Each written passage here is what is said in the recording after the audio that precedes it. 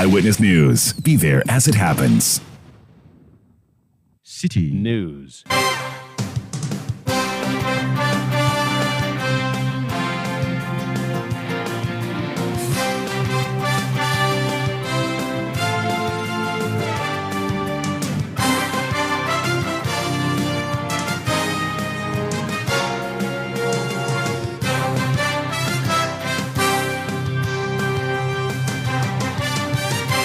It's 17:30 GMT. This is Eyewitness News on 97.3 Citi FM. I am Umaru Sanda Amado. Tonight, I'm here with Hawa Idrisu Mustafa.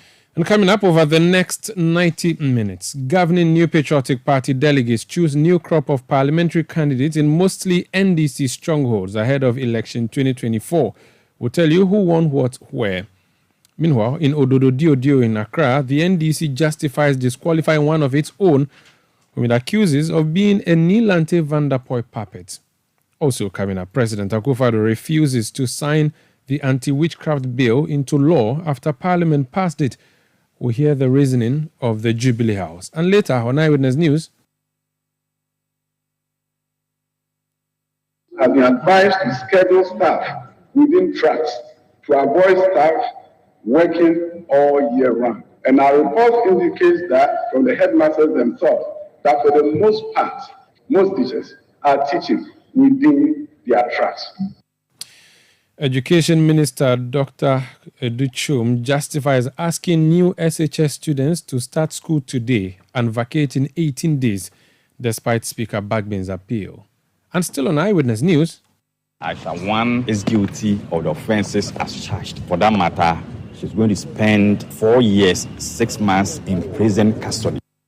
That's Deputy Attorney General announcing what the court decided on Galamsey Queen Aisha Juan today. 4.5 years in Nsawam or wherever the state may deem fit for the lady who has been at the center of controversy around Ghana's fight against illegal mining. Stay with 97.3 Citi FM for more on this and many other stories on Eyewitness News. And in business, Economist pushes for robust policies that could generate employment opportunities and ensure economic growth.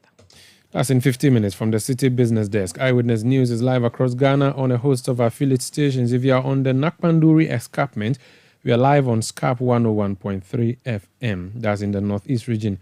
If you are in the Upper East region, we are in Boku on Source 100.1 FM. In Upper West, we are live on Westlink 88.1 FM in Laura. In the Northern region on Diamond 93.7 FM in Tamale. In the Volta region on Global 105.1 FM in Ho and Adanu 107.7 FM in Adakluwaya. In the Ashanti region on Alpha Radio 104.9 in Kumasi and Orange 107.9 FM also in Kumasi.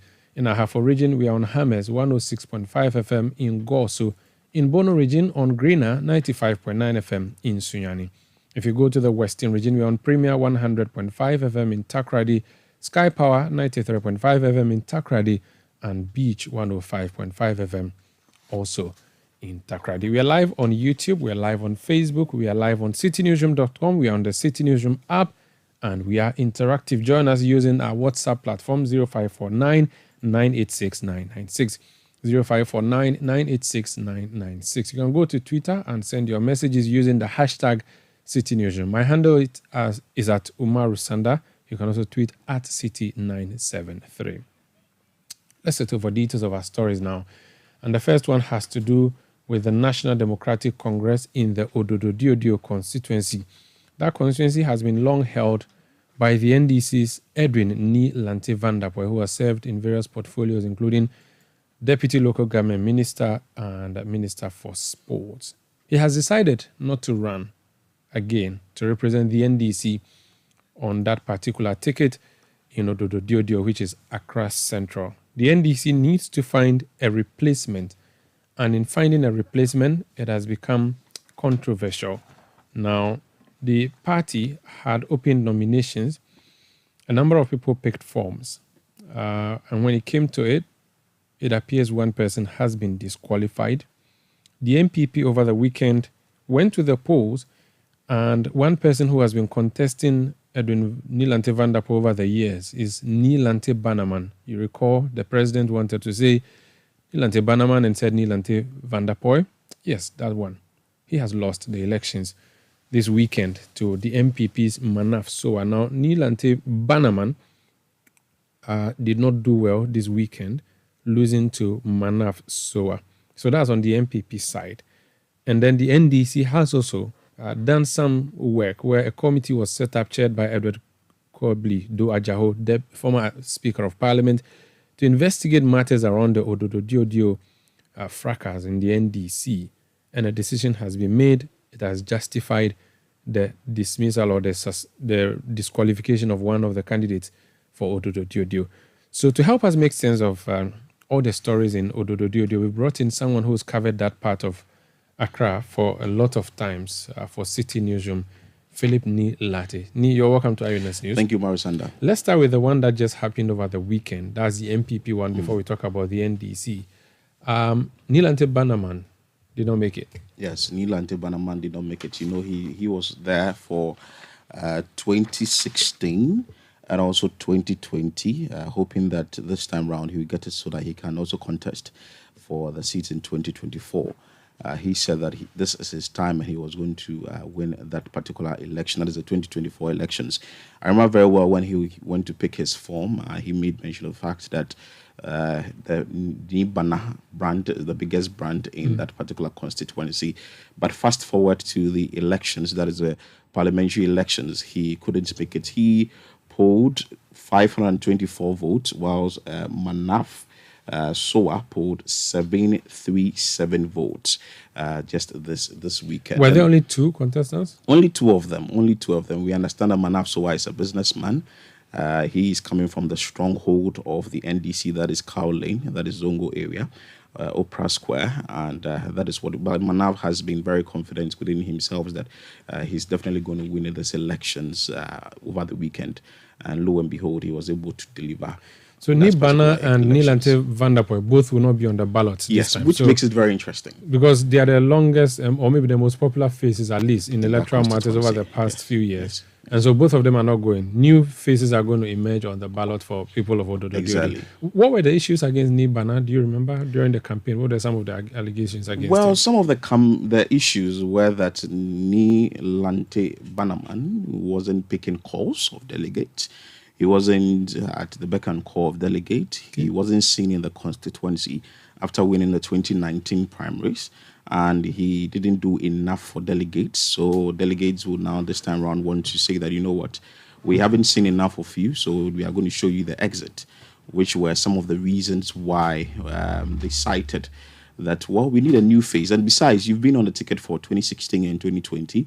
We haven't seen anything that you've been able to win the seat. Though when you speak to Nilante Bannerman, he says that he was able to shore up the vote from 2016 and 2020. He moved it a bit higher, so he's certainly going to do it in 2024. I'm sure also having at the back of his mind that Nilante Vanderpoel isn't contesting, so this time round it's his time to win the elections. But that wasn't what happened. Delegates had their own decisions and their own reasons, and that is what they executed.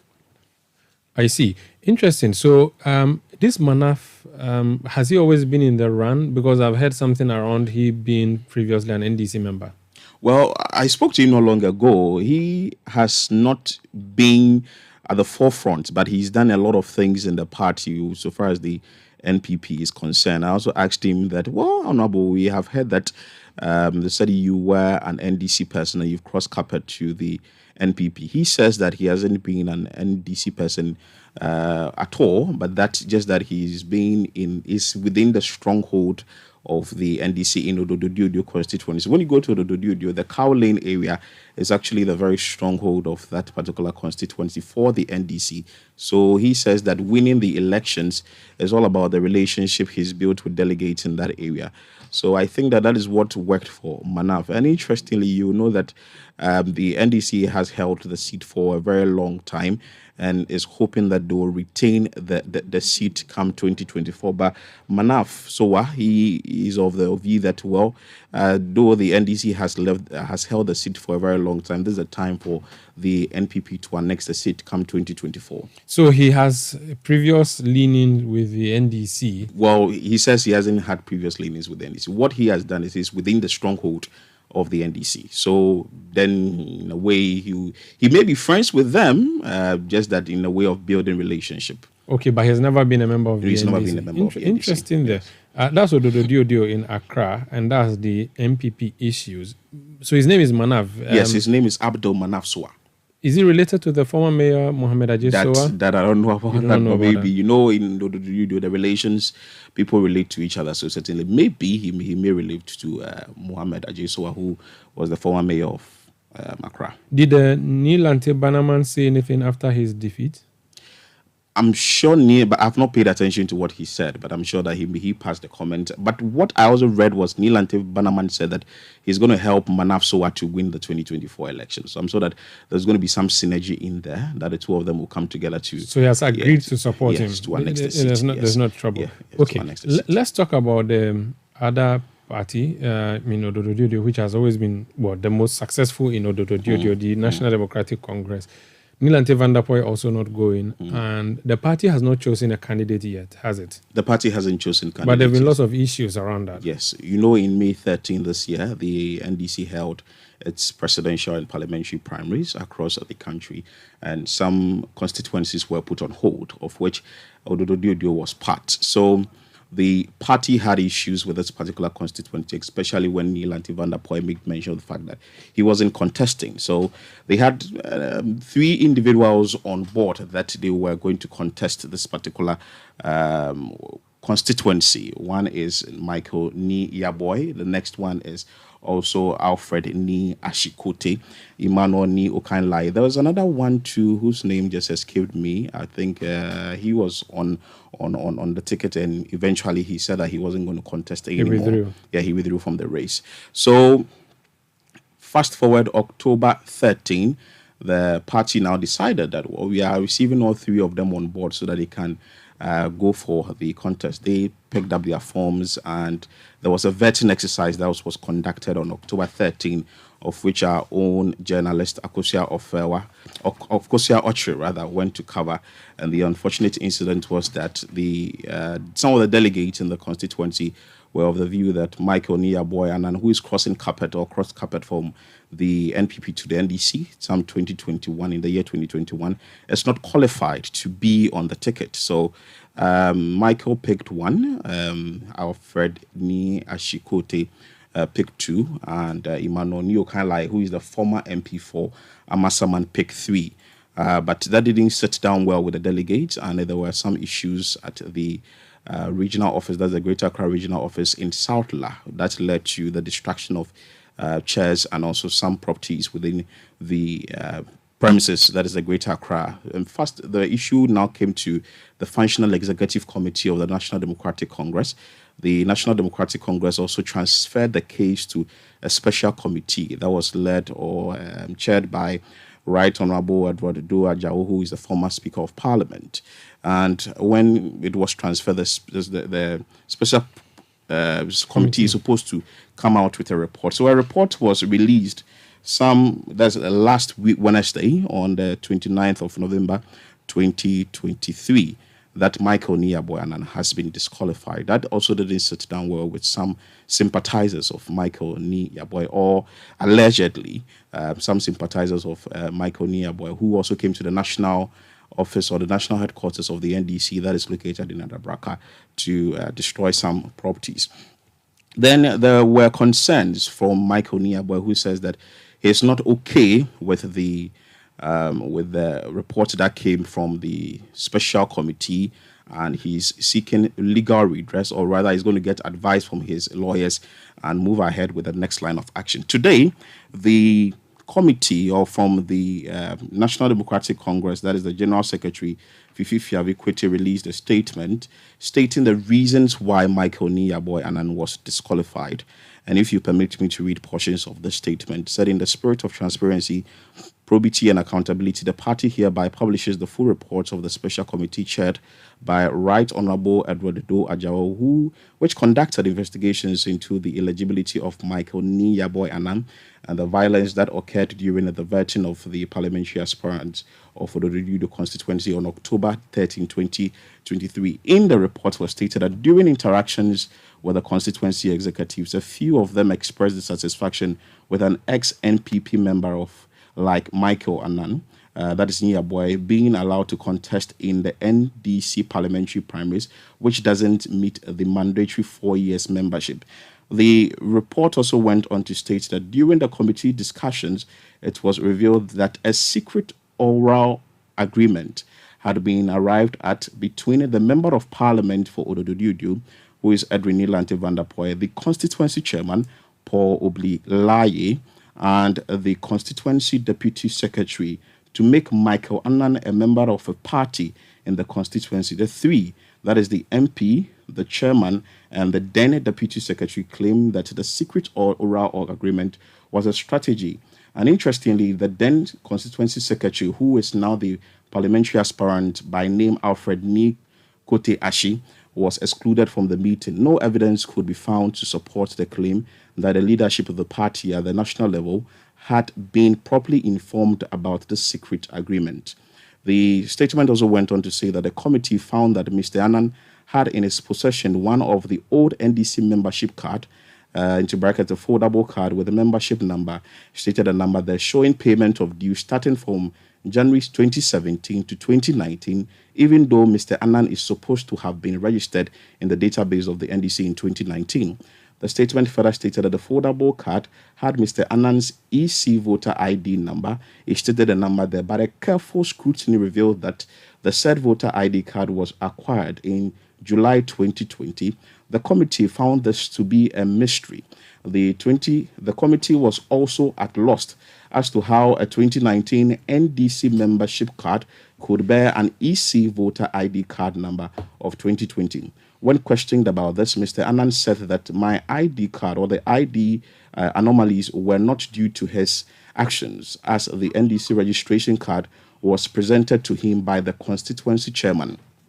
The committee report further stated that it found that Mr. Annan has one of the new NDC membership card, but the card has no slot for date of issuance. Effectively, there is nothing on the face of the card to indicate that it was issued. So, Sandra, if I read it, it's very extensive, it's lengthy, but basically what the statement is saying that, well, there were some anomalies within whatever Michael Annan had, and they've given reasons why he should be disqualified and not supposed to be part of this particular race in the Odododudu constituency. Interesting. Thank you so much. Philip Nilate has been covering the Odododudu constituency, just helping us make sense of the issues there. So MPP has produced Manaf Soa. Yes. So next Saturday, that is December 16, we are looking at who becomes the next parliamentary candidate on the tickets of the NDC, whether it's going to be Alfred Ni Ashikote, who is a former constituency secretary,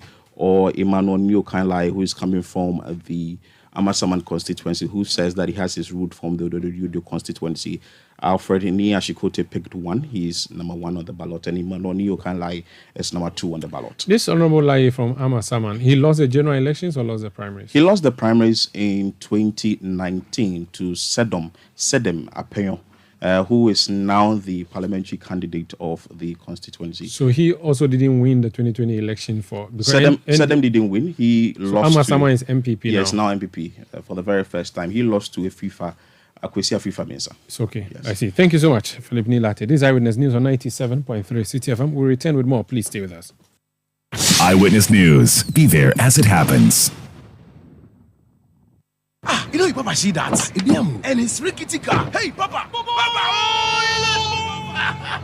Oh, Bobo, so how your engine now? It is half man, half amazing. Thanks to Cause and you can feel better energy. Can't touch this. Actually, guys, so Sancho's engine just died like that? Yes, so somebody managed to convince him that there is a better engine oil than Quartz. And he switched. Sancho Panzapa. Now, which engine oil can be better than Quartz? No other, my guy. Quartz with its age-resistant technology, it keeps your engine younger for longer.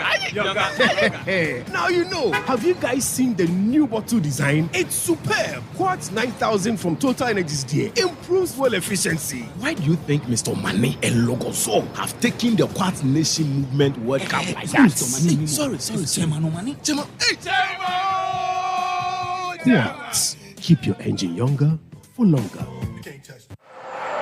Oh, what a nice move towards the cashier. Yep, you can trust my wife for that when she's using my Access Bank Visa card. Oh, look at that. Too much swag. Her swiping is impeccable, especially when Access Bank Visa cards are offering up to 40% discount. Aha, I see where her confidence is coming from. A 40% discount. That's something. What is she paying for? It's a spa moment. Get an Access prepaid, debit, or credit Visa card. Transact and enjoy up to 40% discount when you shop at your favorite retail outlets or Access Bank loyalty partners. Your Access Visa cards can be used for local or international transactions. Access Bank, more than banking. About to a many, gonna go to a bunny view. Easy about to a many, I'm gonna go to a bunny view.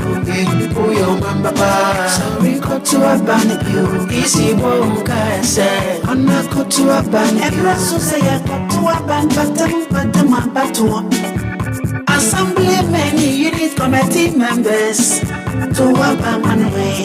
I ain't young to you, to a bunny. December 19th, please prepare yourself to go out there and cast your vote. Oh, Mamba Papa, 19th December, fellow Palon, so got me your bread.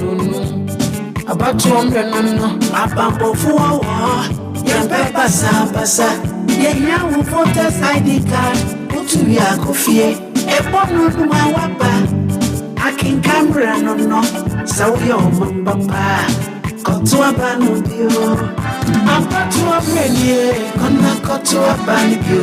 Easy about to a menu, I'm gonna go to a banubio. We your mamba, sorry, go to a banubio. Easy bon kayese, gonna go to a banubio. District Assembly elections. Please go and cast your vote. Let your voice be heard on Eyewitness News on Facebook at facebook.com/Citi97.3, Twitter at twitter.com/Citi973, and Instagram at instagram.com/Citi973 with the hashtag Eyewitness News.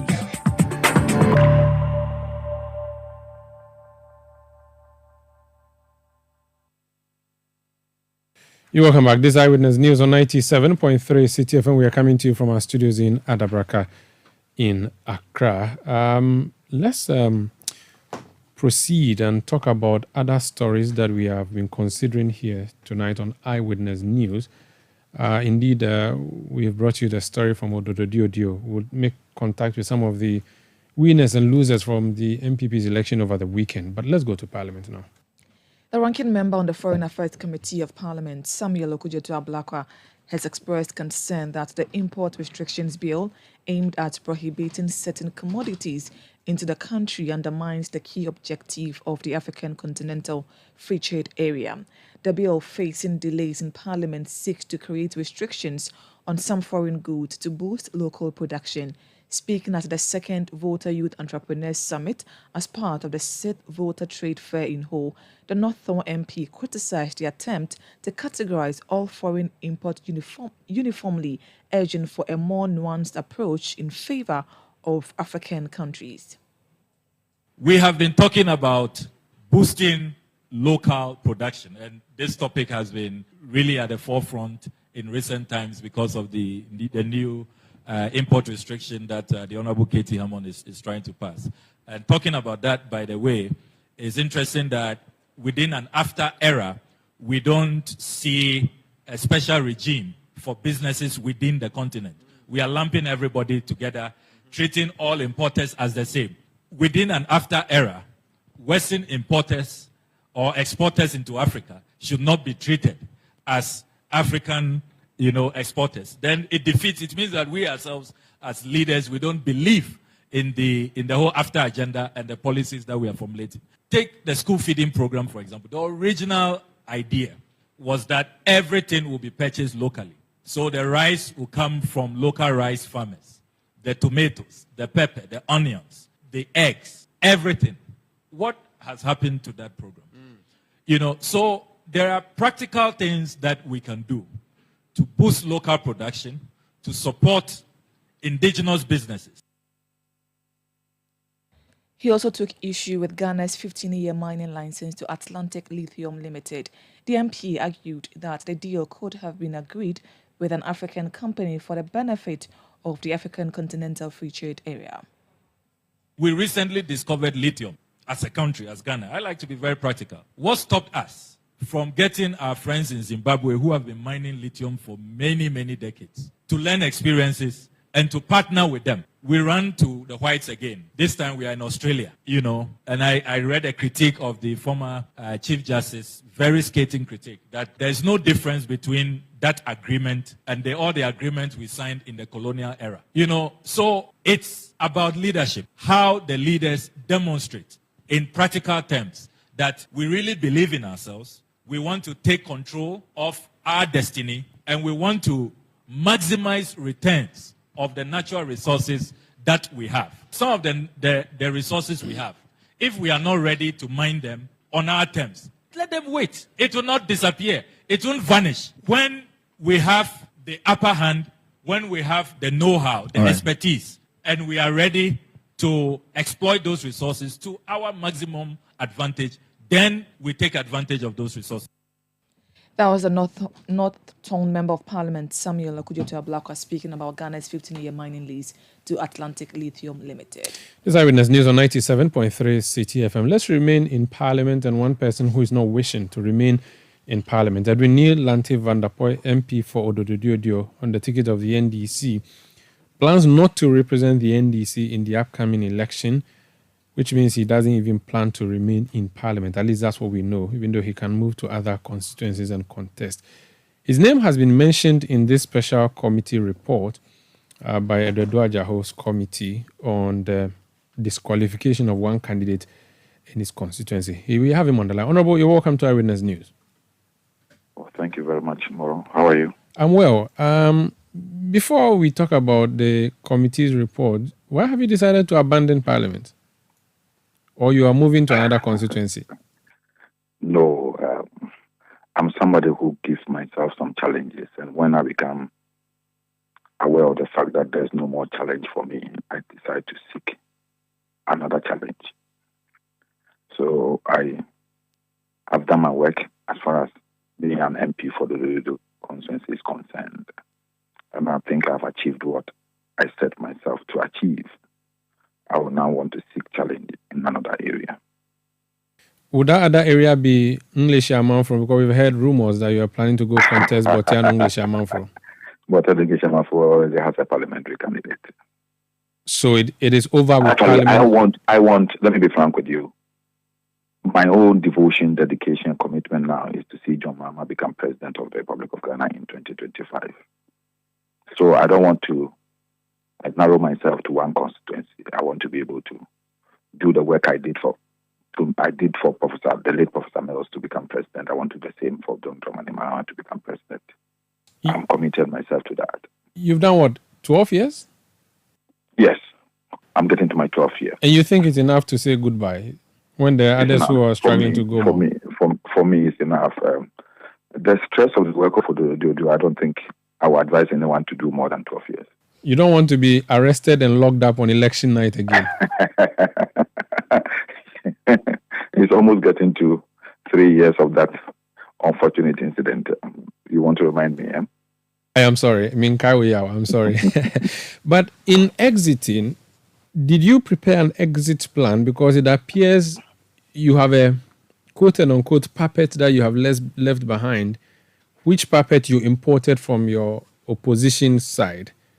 The committee has mentioned your name as having had oral agreements with this gentleman from the NPP, whose party ID card was obtained in a mysterious way and that you appear to have been the man behind this or the brain behind this. Have you seen the Dwajaho report? And what do you make of? I've read it. Yeah, what do you make of the comment on Michael Niyabuanan? Let me say it's a bit unfortunate. Moro, do you have enough time? I have enough time, not as much, but we'll manage. You are a former broadcaster, so I know you can manage the time for me. Yeah, let me tell you this. Me, I'm a political strategist. Dodo was never an NDC seat and was not a safe seat for the NDC. Do you know why I'm saying this? Previous elections after I studied for Dr. Kwame Nkrumah, the UP tradition has won the constituency. Odrisa was consecutively the MP for the area. In 1992, Odrisa was poised for victory when the MPP boycotted the parliamentary elections. It was through the efforts that people like me put in from 1996 that changed the dynamics in Odododio. In fact, in 1996, I contested with three elderly senior brothers of the constituency, the late Atobeka, Kaptiokai, Honorable Ishmael Aite. At that young age, I contested with them, and I was cruising to victory. I was very sure of victory. We were asked to step aside, and Honorable Ni Okanja Adamafio was made the parliament candidate for the party. We all supported him, and he won. Then he lost the seat in the year 2000. That was again when I attempted to contest and were told that nobody should contest incumbent members of parliament. So in 2001, I returned from the UK to join the reorganization committee upon an invitation from the late President Mills. So I was part of the team that organized the party in the Greater Accra region. But I focused my entire work on Odododio. Subsequently, I became a candidate in 2002. Unfortunately, I was arrested and not permitted to contest in 2004. So I made my campaign manager, the late Samuel Ni Ayuke Mankata, honorable, the candidate, and he won. Unfortunately for us, God called him after 6 months. In 2005, we had a by-election, and Honorable Taki Kobe won. Ask anybody in Odododio. What has made Odododio strong and safe and stable for the NDC was the work me and the youth of Odododio put in 2001, 2002, and 2003. So I know the dynamics of Odododio more than anyone else. I have been a foundation member of the party from 1992, from the Eagle Club to NDC. Nobody can claim to love the NDC more than me in Ghana and in Odododio. So I will not do anything which will affect the development and the progress of the NDC. I'm a very loyal, committed member of the party.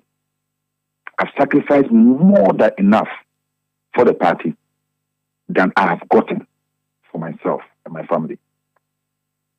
So it hurts when sometimes you are quoted in such difficult situations and such embarrassing contests. Look, a political party should always think about what strategies to put in place in order to make it more difficult to be beaten in any elections. Yes, Michael Yaboy Annan, who is a nephew of the late Justice D.F. Annan, comes from an NDC family, but he found himself in MPP. I saw in him the same attributes I have when I surfaced in 2001. Charismatic, down to earth, good communication skills, very caring, and resourceful. So, in 2016, Michael Yabuanan and the MPP gave us a run for our money in the elections. So I saw it and I discussed with my executive. Can we talk to this guy to come back to his father's house? Because he's in a strange house. He's a good material for the future.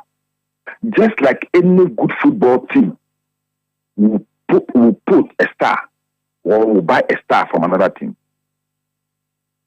I got Yaboanan. In fact, in my victory speech at Bese Blohum after the 2016 elections, I invited him to the stage and asked him to leave MPP and join NDC. He told me he would think about it. We became friends. We sit together, we do things together. He was MPP. In 2019, he told me he was going to contest MPP primary. I said, look, forget about it. Come. One day, you will be an NDC MP. If you come. So he didn't listen to me, but he went for the primaries, all right. He had a lot of problems. He finished the primaries. He lost to Bannerman. And I invited him, together with my chairman, then organizer, who is now a chief at Chairman from Brigade, the current constituency organizer, the woman organizer who is now supporting Yokai Lai, our current organizer who was head of our security, and some others. And we had a meeting with him. And we convinced him to join the NDC. He agreed. And then he made the move. But, Sanda, the rest of the story, for strategic reasons, I will know what to say. But in November 2000, Michael Yaboy joined me in my campaign for the 2020 elections. In November 2020. In fact, he was with me when I commissioned the sports complex at Richidakwe Memorial School. There was a reason why we decided that we will not make his defection to the NDC public until after the election. It was for strategic reasons, for operational reasons. So we kept it quiet. So after the elections in 2020, formally, we adored him. He himself joined us. And then he's been working with us all this while. Until about 6 months ago, when our regional chairman picked his phone and called him and told him that he has heard that he wants to contest Odo Diodio. But he's warning him that when the nomination is opened, he should not pick a form. If he picks a form, he will see to it that he is disqualified. Sanda, it became a problem in the constituency. We solved it, and we're having a very peaceful campaign. A vetting has been done, balloting has been done. Then some few disgruntled elements decided to vandalize the regional office. A committee was set up. I appeared before the committee. I explained everything. I was truthful with them. I explained everything to them. And I told them that the decision to have Yaboy contest is only one thing. To retain the seat and to make John Mahama win with a wide margin in the constituency. Because to me, Nilante Van der Poy, from the experience I have, and for what I know about Ododo Diodo, he is the only one who can retain the seat for us. I told them. I didn't hide it. They said, but he's not 4 years. I said, 4 years. In 2019, a Futu constituency, Dr. K. Annan contested at Fenyo Market, lost the primaries. He defected to the NDC. The NDC had then elected a parliamentary candidate. We stepped him down and made Dr. Annan a candidate. Why is it different from the Ododio? We want to win the seat, or we are talking about law? Me, when it's about election victory, it's not about law.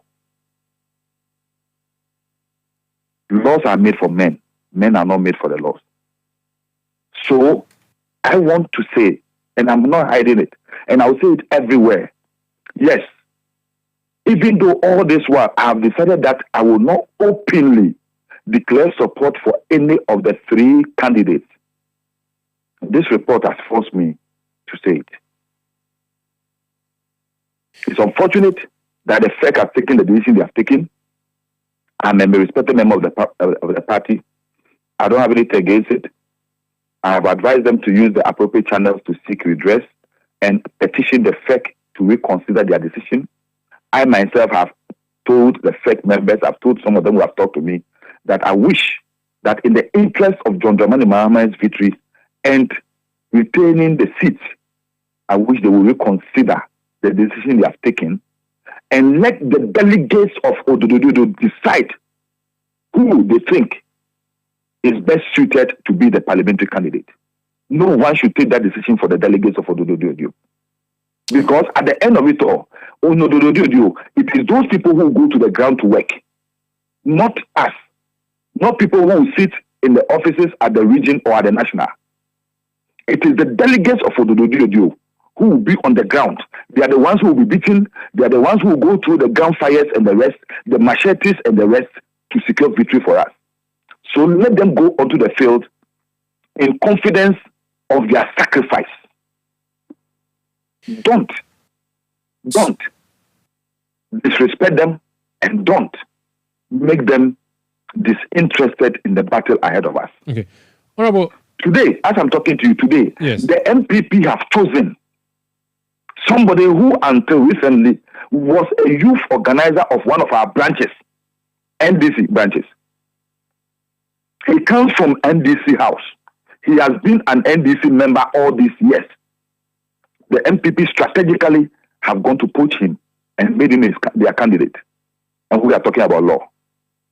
Do we want to win a seat or want to talk about law? Just on that one, I was not going to ask about that, but since you've mentioned it, Manaf has spoken to my colleagues and said he has never been a member of the NDC.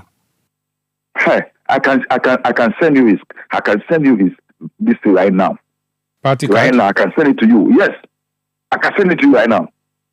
Okay, you can put your phone on loudspeaker and try to send it to me on WhatsApp, so I'll look at it. While I do that, yes, you agree then that this gentleman you support, Mr. Annan, has not spent the requisite number of years in the party. You agree with that? I mean, with the NDC?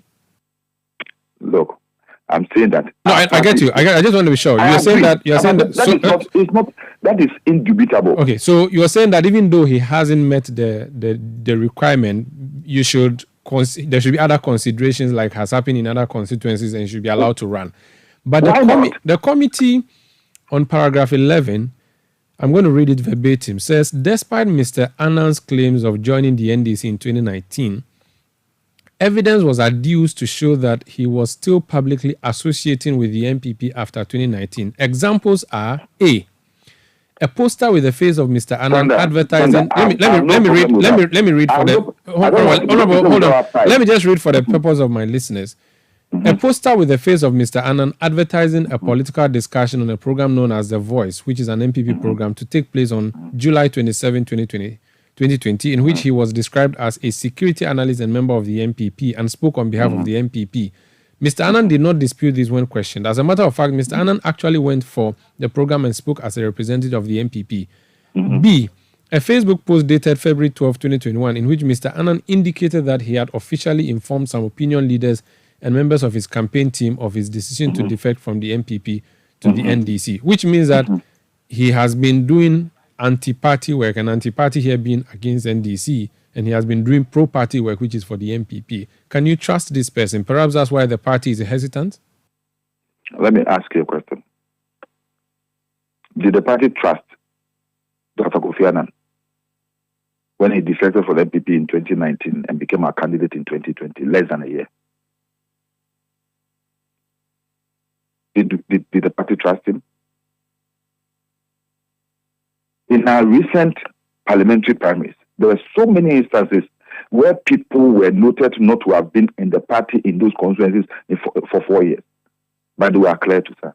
You see, in all this, what I'm saying, even if Ms. Annan joined the NDC yesterday, I'm asking that, look, our dynamics are different. Let the delegates of Odododo, let all the aspirants go to the delegates and tell the delegates that I'm qualified. This man is not qualified because he just joined us from the MPP. And let the delegates take the decision. If you don't do that, you have problem getting the people to work for you to win elections. You are an influential member. I've retained the seat for 3 terms because I work with the delegates of the party. You are an influential member not only of the constituency but also nationally in terms of NDC politics since you started doing politics. Are you saying to us tonight that it is either Mr. Annan or the highway for you? I've not said that. I'm an NDC member. Because you have said he's the only one in the past. The decision. Okay. Yes. I respect the decision of the Functional Executive Committee. I've only appealed to them to reconsider. And that is what I expect everyone to do. When you are not happy with any decision of the party, you appeal. You use the processes to seek redress. Based on your knowledge of the constituency, are you suggesting that Michael Annan is the only person who can win you that seat, and if it goes to anybody else, you are going to lose that party, that constituency? We have to work extra hard. We have to possibly work more than we've ever worked before to be able to retain the seat. And my condition is that if you have somebody who is overwhelmingly popular, who will not make you work that hard, but secure huge vote for you, why will you want to go through the wahala of having a candidate that you will struggle and struggle and struggle? But you talk about popularity. A former MP is very popular. He is also contesting there. He was a former MP in Amasama, not in Odododio. But he's still a former MP. He has been on the national picture. Look, we are talking about somebody who for the past 2 years has been working with me in the constituency. Every program, I go with him. He's been the one who virtually has been a presumptive heir to the throne. That is what the people see him. He is popular in and outside the party, overwhelmingly popular. Opinion leaders, religious leaders, the party functionaries, the grassroots of the party, everyone is mentioning his name. His nickname, Don, is on the lips of even children in the constituency. The three people will say, "Umpe we now pedeng." That is all that I'm talking about. I'm not saying all should best. I'm saying that to make our work easier for us in 2024, let's take this option. Let all of them face the delegates. Let the delegates choose. If the party decides so, fine. There will be consequences to that. But then, at the end of it all, I'm saying that when we have elected somebody by the delegates will then be more happy. The people will be more happy. But once you disqualify someone, you have sown a seed of discontent amongst those supporters, amongst those delegates, amongst those workers and the grassroots. And that is going to be very difficult. It will be inimical to our work. It will be a risk you are taking. And I want us to avoid those things. I'm saying let's use the much more easy route. Let's do much, make sure we will keep everybody together. Even if there are people who are disgruntled because their candidates have lost. When the person has lost through the delegates, then the problem will be with the delegates. But this time, right now, do you know what is happening? I am also on attack. Sanda, I'm being threatened. I'm being insulted. I'm being cursed. Because do you know what they are saying? They are saying that I have joined hands with the Functional Executive Committee of the party to disqualify the candidate I know is very difficult, Makaya Buanan, and so that the easy candidates will be shoved, then I will come in as unopposed. This is a conspiracy theory going around the constituency. If I send to you the voice messages, the text messages from the platforms, how I'm being vilified, how I'm being insulted, you have no idea. That's why I say to avoid all these, so that all of us will go through this with a peace of mind and work assiduously to make John Dramani Mahama the president so that he can bring back our 24-hour economy that we are all dreaming of.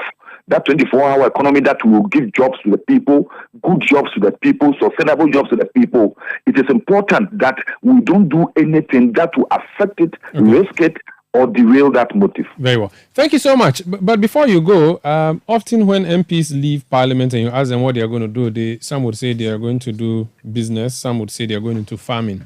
Are you going into fishing? Well, I've always been a teacher. I want to go back to the classroom, possibly. You go and teach them politics, so you go and teach them NDC things. You have been tainted now. Your academics has been tainted. I've been a very professional teacher. You know me, everything I do, I am very professional about it. I had my interest when I was a football commentator, but nobody can say that I was ever biased.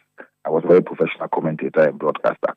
Maybe Citi will also give me a job. Last time, I was promised a job by Bernard. So I will look at that one. I don't like Akutubuafo's job. I don't want to take the head of sports. No, head of sports is Benjamin Nketiah. I want to change which is Sky's job. That is what I want. He will sue you. Thank you so much. I wish you all the best. That's Honorable Edwin Neal. But don't be surprised if you see me in the pastoral color. Oh, really? No, who fit? Yeah.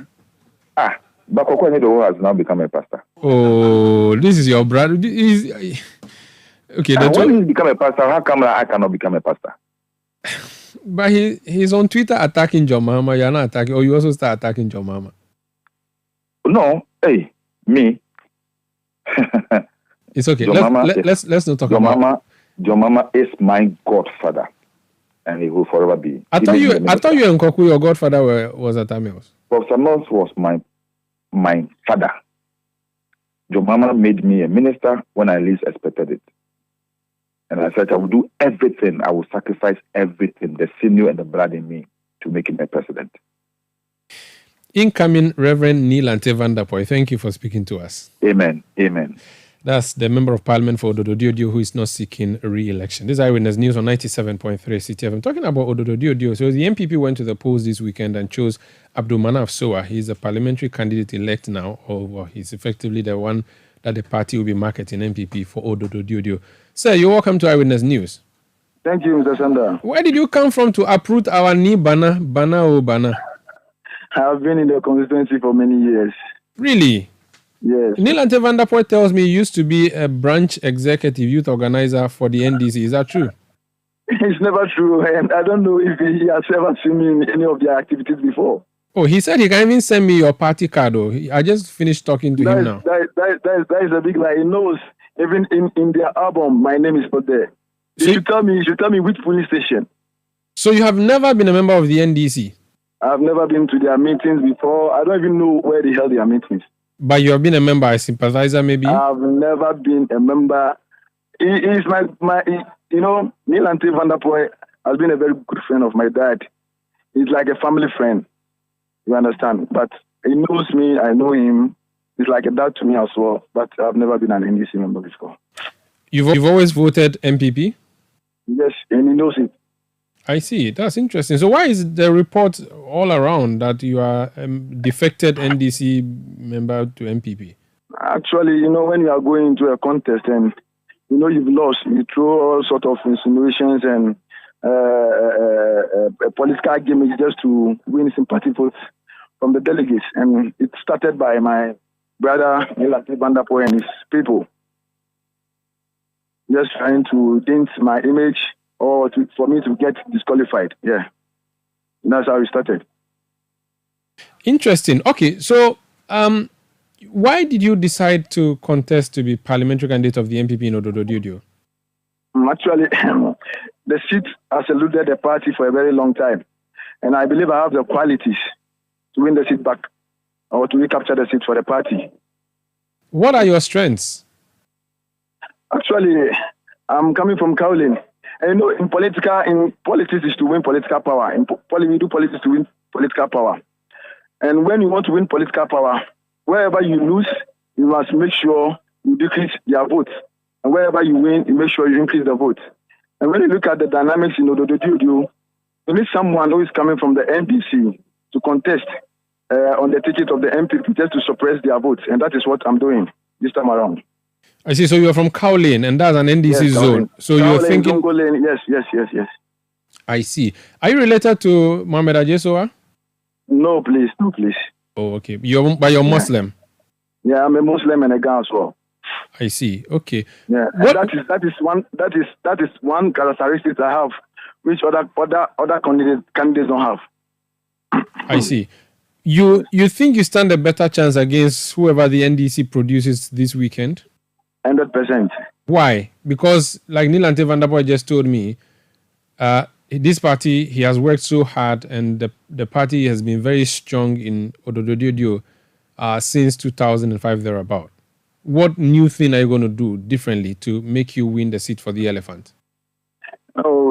The constituency is divided into two, the commercial side and the residential side. Three, and the Zongo caucus. And we all know in the constituency, the Zongo caucus, which is made up of the Muslims, they normally vote for the NDC. And me coming in as a Muslim, the NDC knows they are not going to get that vote.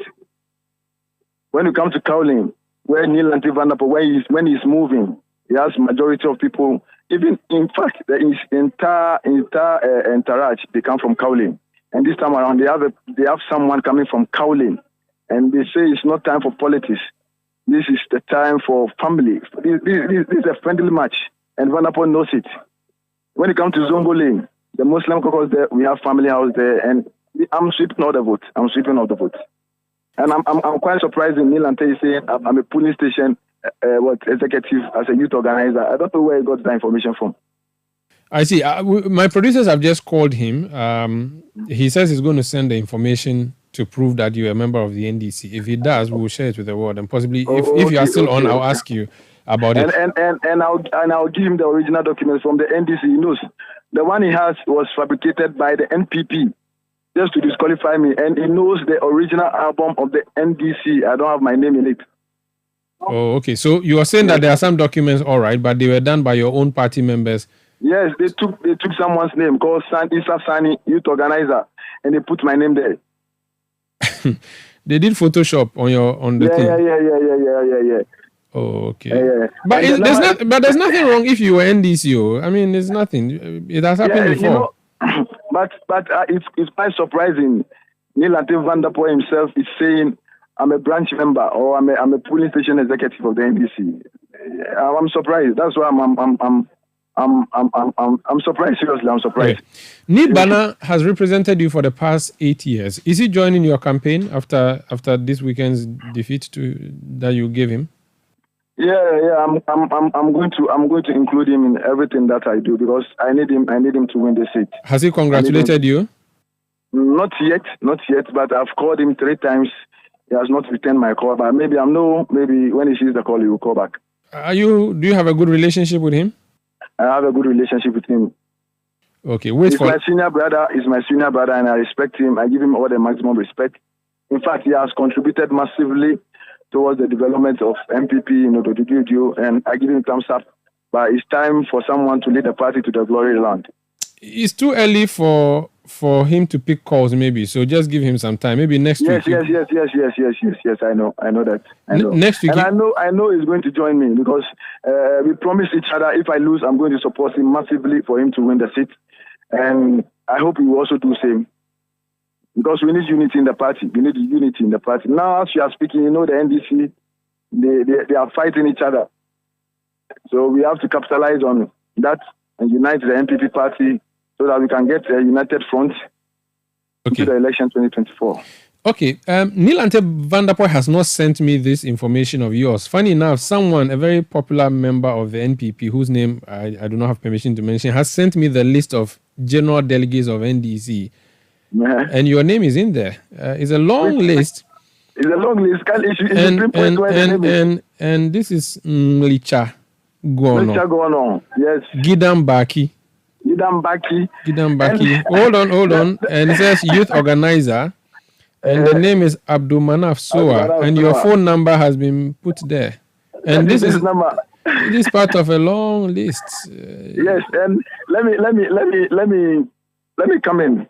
You know that the list that they have there, even the number that they are using, in 2017, 2018, I'm not using this number. This is my new number I'm using. They are not smart enough. And even in Cowling, where I reside, where I grew up, in front of my house, Alaji Nuga, we have 2 police stations there. If I want to be a member of the NDC, I would have joined there. Why Bidam Baki as a youth organizer?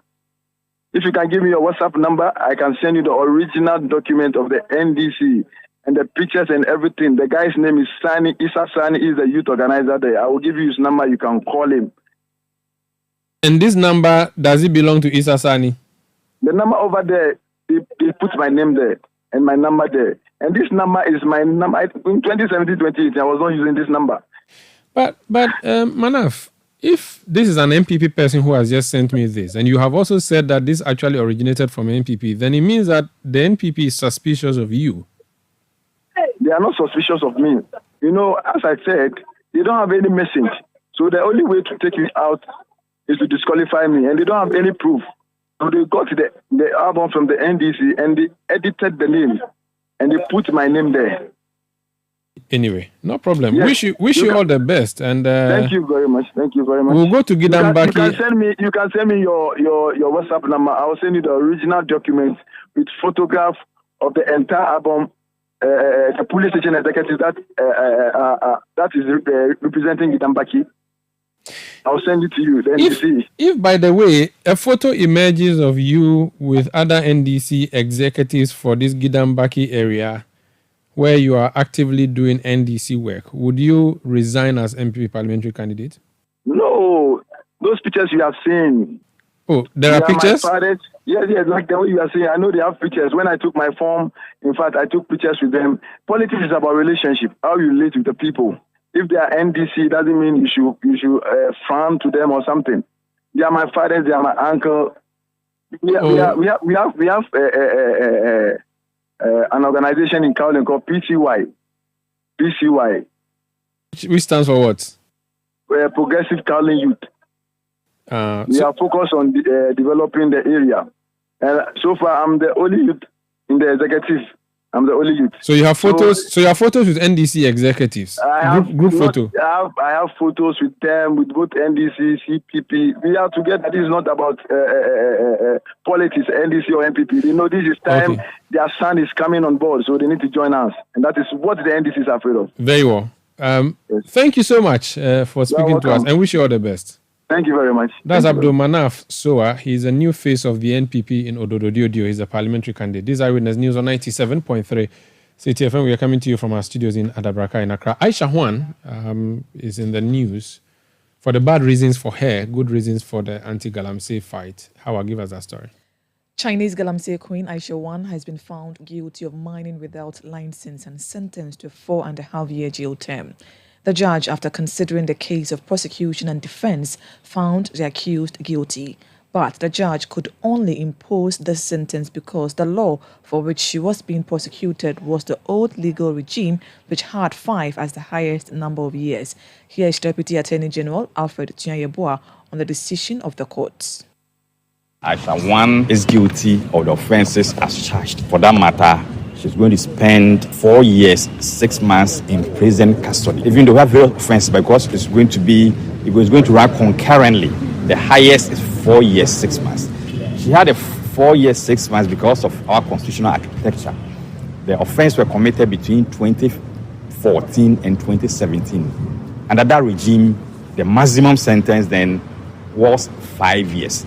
So if you bring someone under that offense to court, the maximum that you can get is 5 years. She's lucky that we had no evidence that she committed any offense after 2019. Otherwise, we would have asked for the maximum of 25 years. Alfred Tunyayeboah is the Deputy Attorney General. Eyewitness News. Be there as it happens. The other day, I visited Kweku at his spunky new office to congratulate him on opening his business. And man, was I impressed. The business is just moving quick. The sales, customers, everything is just working seamlessly. The secret? He said, it's MTN Business Broadband. In this fast-paced environment, we need fast and reliable internet to support all business types. No laggy online meetings, great download and upload speeds, impeccable business management systems, all inclusive. I mean, you can have it all. Sharp! I signed on immediately. To enable your business stay ahead and stay connected, make sure you're signed on to the best internet made just for businesses. MTN Business Broadband. Sign up today on broadband.mtn.com.gh and manage your account on my MTN app. Call 0244 308 111 for more information. We are good together everywhere you go.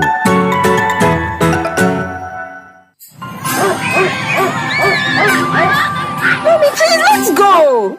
Hey, why are you taking the whole family? You've forgotten I said I was coming here today? Forgive me, but we are all headed to Royal Senchi for Christmas. But it's not Christmas yet. Shit. Christmas has started early at the Royal Senchi.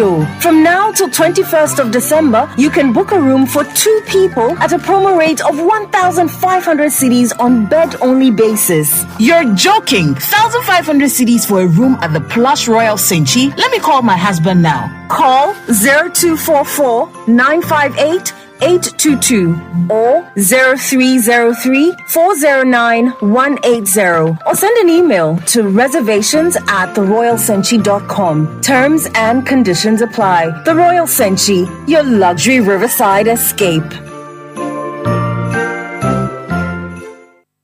Eyewitness News. Be there as it happens. Get the details. Every significant financial transaction, every market movement, and all the policies that affect your business. Citi Business News. Be informed. Time now for Citi Business News on Eyewitness News, brought to you by GCB Bank PLC. GCB Bank Personal Loan, make that big move and dream a reality. My name is Hawa Idrisu Mustafa. Details of our stories now. Economist Dr. Patrick Isumin has highlighted the pressing need for focused government intervention aimed at job creation. His call comes on the back of the latest findings from the Old Mutual Financial Services, which reveals that job and income security remains the primary concern among Ghanaian consumers. Speaking to Citi Business News, Dr. Isumin stressed that a mere assertion of an improved macroeconomic environment is insufficient. Instead, the focus should center on policies that generate employment opportunities. It's strongly related to how the economy is managed and how the economy is doing. What government has to focus on is not just to say that the macroeconomic environment has improved and that growth has improved, but that growth should be generating jobs. So we have to do more labor-intensive public works that generally leads to better jobs. So we should focus our growth, our policy on ensuring that when we are growing, we are creating jobs. So there are many things that have to happen. The first thing is the economy working better and then things being stabilized. So having putting in incentives to encourage more job creation, so that the government has been giving a lot of tax breaks, and then also exemptions. We have to make job creation a condition so that we only get those exemptions and those benefits. First of all, the exemptions shouldn't be that many, but if you are going to give them, you should be giving to people, businesses that are creating jobs. Dr. Patrick Isumin is an economist. The Bank of Ghana says it is set to hold a demo day this month for 10 finalists who have been shortlisted for the ECD Hackathon. The demo day, according to the Central Bank, will bring the finalists together to demonstrate their technologies, which will be followed by the selection of a winner. The ECD Hackathon is an initiative by the Bank of Ghana which explores innovative technologies that seek to modernize Ghana's payment infrastructure in a less costly way. In his address at a dinner to mark the 60th anniversary celebration of the Chartered Institute of Bankers in Accra, Governor of the Bank of Ghana, Dr. Ernest Addison, expressed hope that the shortlisted applicants will get the opportunity to attract investors while they offer solutions to Ghana's payment systems. Out of 88 applications from students, programmers, fintechs, bankers, engineers, and fintech enthusiasts, 66 were selected for the hackathon. Of this, 10 finalists have been shortlisted to go into prototyping for the pitch day. During this month, the bank would hold a demo day for the finalists to demonstrate their innovative solutions, and a winner will be selected. Indeed, the hackathon has garnered interest from stakeholders, including the international community, and it is expected that these innovators will not only offer solutions for the Ghanaian ecosystem, but also get the opportunity to network and attract investors. That was the Governor of the Bank of Ghana, Dr. Ernest Addison. Cocoa farmers nationwide are urging for heightened surveillance along the country's borders to combat the escalating issue of cocoa smuggling. This appeal follows a recent report by the Public Interest Law in collaboration with Oxfam Ghana indicating that the nation stands to gain approximately $517 million annually if decisive action is taken against cocoa smuggling. Nana Obuade Boateng, the second president of the Concerned Cocoa Farmers Association, underscored the urgency of meeting the demands of local cocoa farmers in an interview with Citi Business News. He emphasized the crucial necessity to address this challenge and foster the growth of the cocoa industry. One, our borders are not good. Our security service across the borders is not well being trusted because a whole bag of cocoa can be smuggling, and we have all these people, security people at the border, and they cannot even see it. It is something else. We have cocoa fertilizer being smuggled, and it passes through under the nose of our security, and then they see it, and then nothing is being done. This have to show you or have to tell you that corruption and then the smuggling business is being part of Ghanaians. So the only thing that we can do to reduce this, for we to save a lot of money, is to make sure that we improve the lives of the cocoa farmers. Because the life of the cocoa farmers is being poor. Looking at those in the city and looking at those within the farming area. At least, what do they want? What they want is little. Get them a proper structure. A very good living. At the end of the day, they are living good by eating very good food because they plant what they eat. But then there are other social things that they don't even have it. Hospital, clinic, good schools, recreational centers for their children and other things. We don't have all these things there. So what will happen? That was the president of the Concerned Cocoa Farmers Association, Nana Obuade Boateng II. Now, a scheduled meeting between the leadership of the Mobile Money Agent Association of Ghana and the telecommunications company this morning failed to materialize as planned. The engagement was to address some concerns regarding the compensation of the Momo agent and also to get the agent to reverse their decision to cap the maximum withdrawal at 1,000 cedis per transaction. Edward Ofori-Agyemang, president of the Mobile Money Advocacy Group, tells Citi Business News it is disappointing that the proposed meeting did not take place. This morning, we haven't had any call from any of the telcos, neither any of the institutions. They told my colleague that 10 o'clock they were engaged out today. I'm disappointed in the telcos for them not to call on us for us to sit down as they stated. We are all stakeholders. So since you have called and you have given a time, you should have even do a follow-up and or give us an assurance that the meeting will come on or not. As it stands now, we haven't heard anything. Maybe they are having interior meeting before they will meet us. Let's hope maybe tomorrow they will call on us. In our press release, we stated that this would take a whole month. So since they haven't called on us, and if they did not call on us, we are waiting for our 1 month ultimatum that we have put on board to reach, so that the next decision that the association has will also follow.